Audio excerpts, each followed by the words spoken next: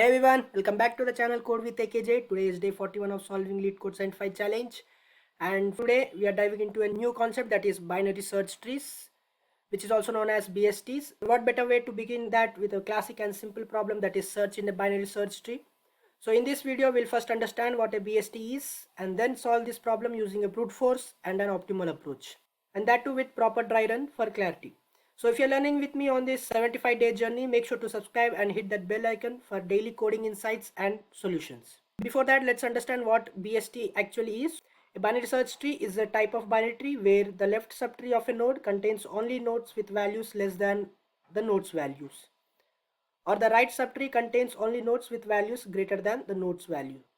And both left and right subtree must also be a binary search tree. So let's understand that with this given example. So here, this particular tree is a binary search tree. Here we can observe that for a particular node, the left subtree of that particular node contains only nodes with values less than node's value.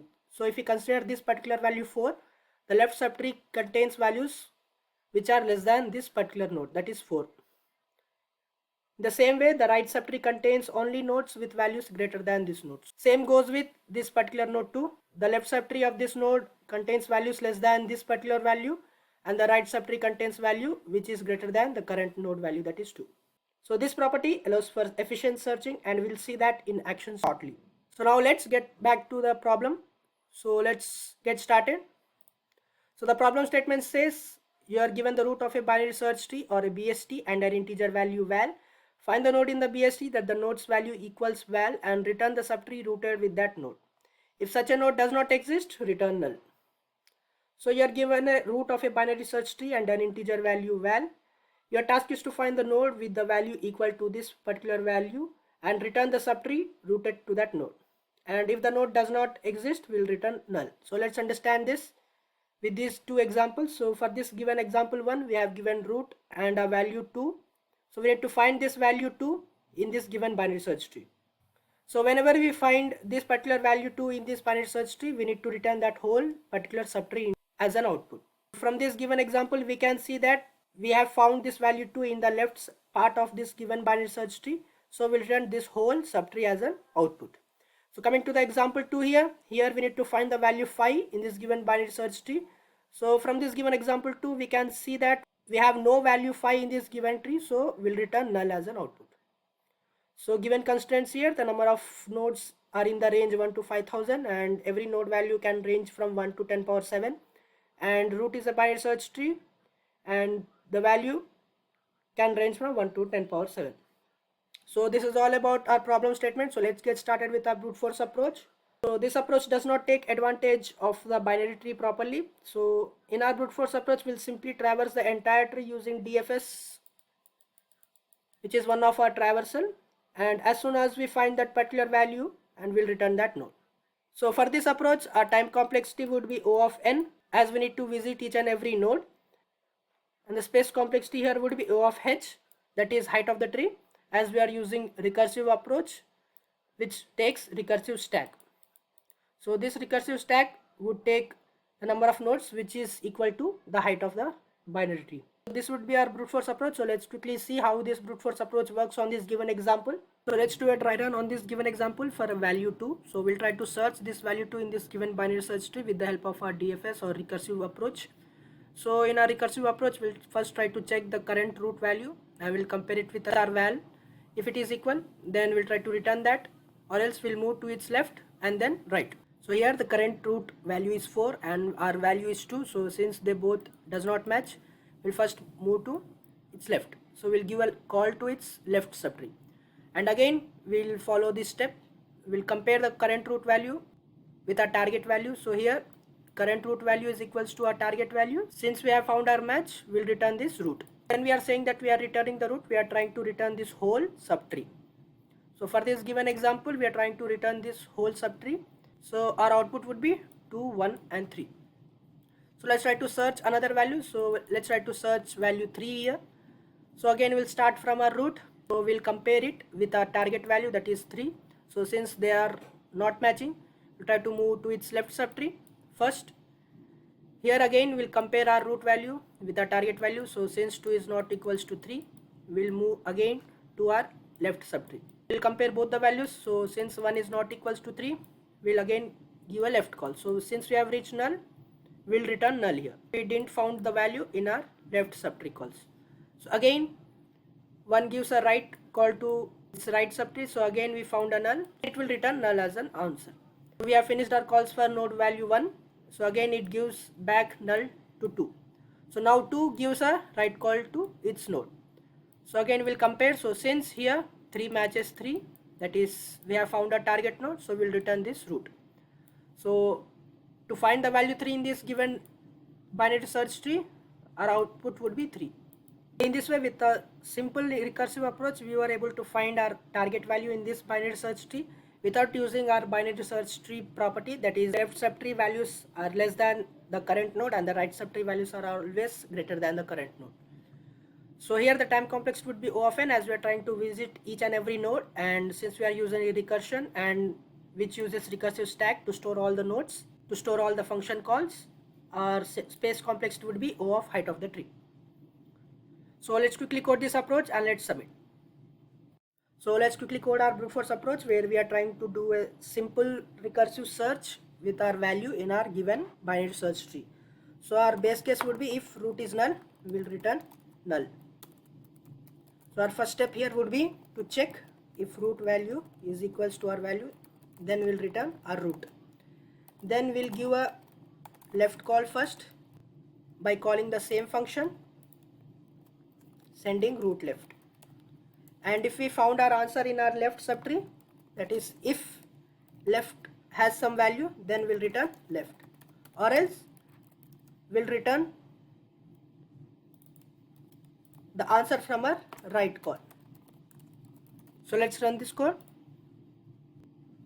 As you can see, it's accepting, so let's submit.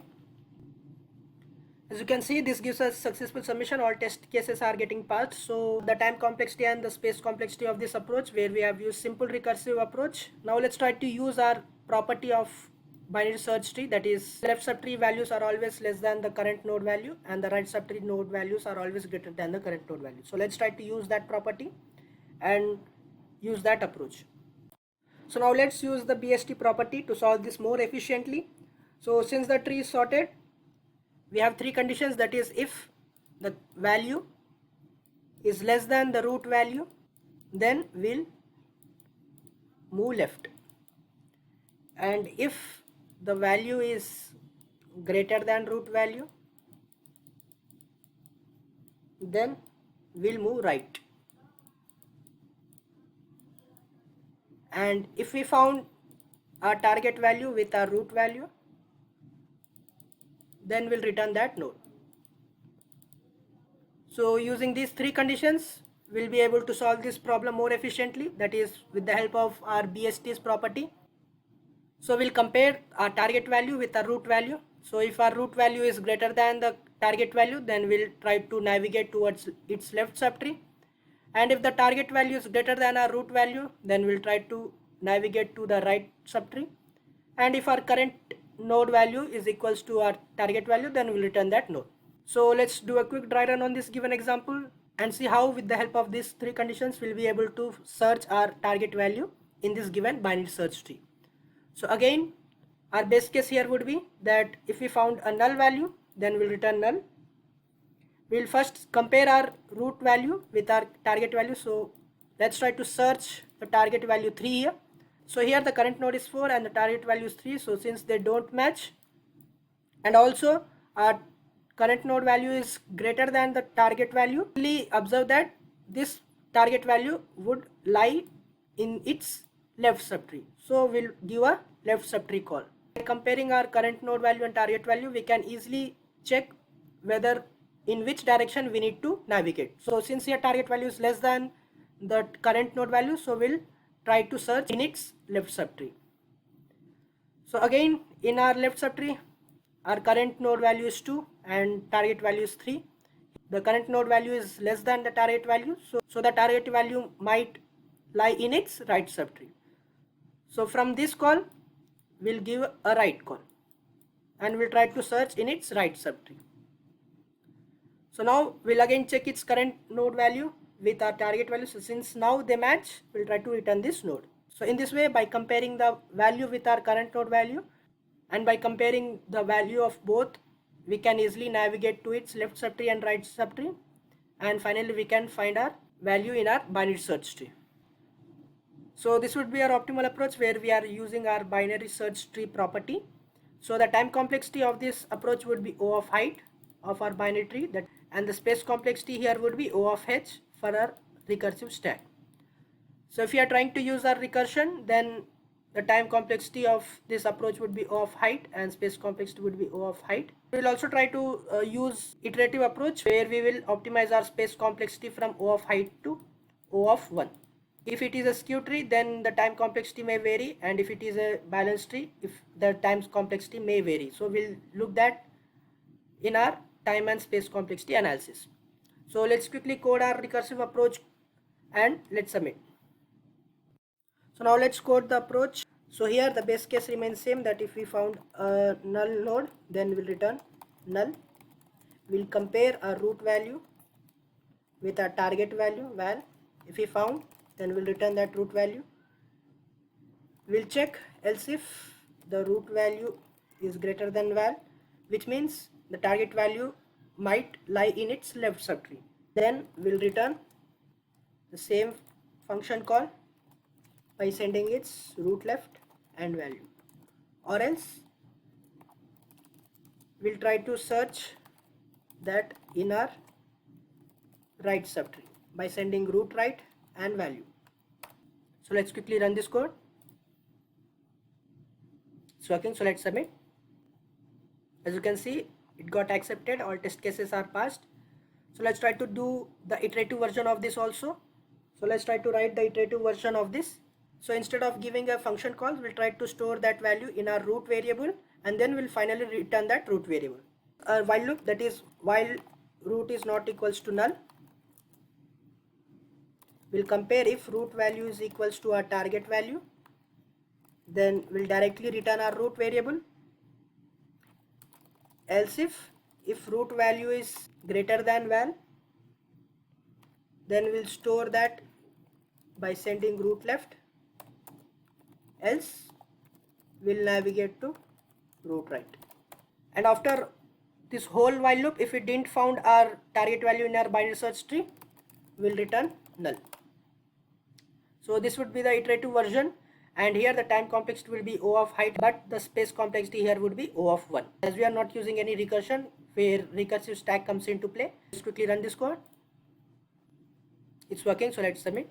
As you can see, this way of writing code also gives us a successful submission. So let's move to our time and space complexity analysis. So here you can observe that for every different approaches and different structure of trees, we have different time and space complexity. So if we use a recursive approach, definitely it would take O of height of a tree, and since we are using recursion, we will have recursive stack which takes O of height of space.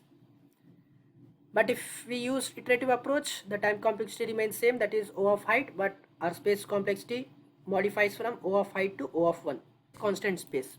And what if our given input binary search tree is a balanced tree? Then the time complexity changes from O of height to O of log n, and space complexity changes from O of height to O of log n. And if we have a skewed binary tree as an input, then our time complexity changes from O of height to O of n, and space complexity changes from O of height to O of n. In this way, for different input, we'll have different time and space complexity as the number of nodes in our binary search tree changes. So that's it for day 41 of LeetCode Simplify challenge. So today we learned what a binary search tree is, how to solve a search problem using brute force, and how to leverage that with the help of BST property for an optimal solution. So if you found this video helpful, do give it a like, drop your thoughts or doubts in the comments, and make sure to subscribe for more daily content. I'll see you on day 42 with another BST problem. Until then, keep learning and keep growing. Thank you.